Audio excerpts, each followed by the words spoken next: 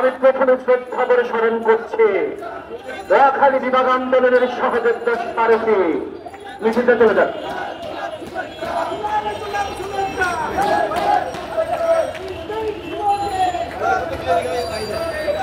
সংগ্রামী সাথী ও বন্ধুগণ, আমার বক্তব্যের শুরুতে আমি শ্রদ্ধা করে স্মরণ করছি আমার শ্রদ্ধেয় নেতা রফিকুল আনোয়ারকে।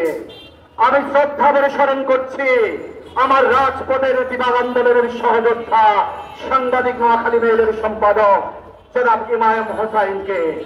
আমি শ্রদ্ধা করে স্মরণ করছি যারা নোয়াখালী বিভাগের দাবিতে 1992 সাল থেকে রাজধানী ঢাকা সহ নোয়াখালীর প্রত্যেকটি গুরুত্বপূর্ণ পয়েন্টে বিভাগের দাবিতে রাজপথকে মিছিলে মিটিংয়ে স্লোগানে স্লোগানে প্রকম্পিত করে তুলেছিলেন। আমি তাদেরকে শ্রদ্ধা করে স্মরণ করছি। আমি সর্বপ্রথম জনসংস্কার কমিশনের চেয়ারম্যান প্রধান আব্দুল মঈদ চৌধুরী, আপনি সচিবালয় থেকে শুনতে পাচ্ছেন, আপনাকে বলতে চাচ্ছি নোয়াখালীর প্রতি মানুষ জেগেছে। নোয়াখালীকে বিভাগ বাস্তবায়ন না করে ঘরে ফিরবে না। সংগ্রামী সাথী ও বন্ধুগণ, আব্দুল মঈদ চৌধুরী, আপনি কুমিল্লাকে বিভাগের যে সুপারিশ সরকারের কাছে দিয়েছেন, সেই গায়েবী সুপারিশ, সেই হতকারী সিদ্ধান্তের বিরুদ্ধে আপনার পদত্যাগের দাবিতে রমজানিদের পরপরেই সচিবালয়ের সামনে সম্মিলিত নোয়াখালীবাসীর ব্যানারে আপনার পদত্যাগের দাবিতে রাজপথে বসব। আব্দুল মঈদ চৌধুরী, নোয়াখালীবাসীকে দেখেছেন, নোয়াখালীবাসীর খেলনা দেখেননি। এই সেই নোয়াখালীবাসী যারা আল্লাহর নামে নদী ভাঙন ঝড় ঝঞ্ঝার সাথে যুদ্ধ করে টিকে আছে। এই সেই নোয়াখালী।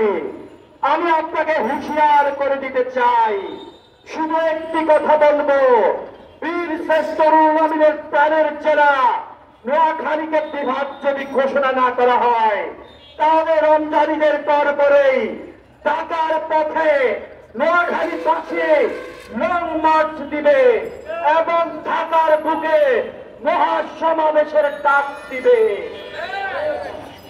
ভাষা শহীদ আব্দুল সালামের জেলা এটা নোয়াখালী। 200 বছরের ইতিহাস ঐতিহ্যের জেলায় নোয়াখালী। রোহিঙ্গা আশ্রিত মানবিক জেলায় নোয়াখালী। নোয়াখালীকে কোন দিকে ছোট করে দেখবেন? সারা বাংলাদেশ অচল করে দিব, সারা বাংলাদেশের অর্থনৈতিক টাকা বন্ধ করে দিব, রেমিটেন্স শাটডাউন দিয়ে দিব। প্রবাসী 10 লক্ষ প্রবাসী অধ্যুষিত নোয়াখালী।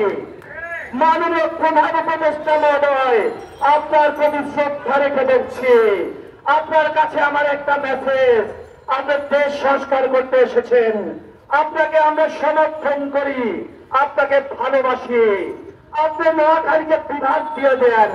নোয়াখালীর 1 কোটি মানুষ আপনাকে ইতিহাসে স্বর্ণাক্ষরে করে লিখে রাখবে।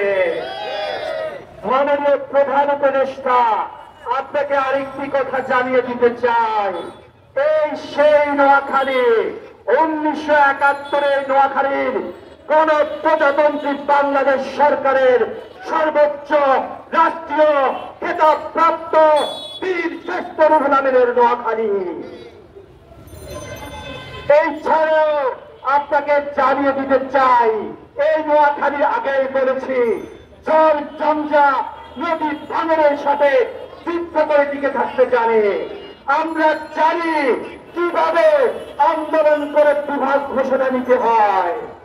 আমরা শান্তিপূর্ণ আন্দোলনের মাধ্যমে আপনাদের কাছে, মাননীয় প্রধান উপদেষ্টা মহোদয়, আপনাদের কাছে আমরা বিভাগ দাবি করছি।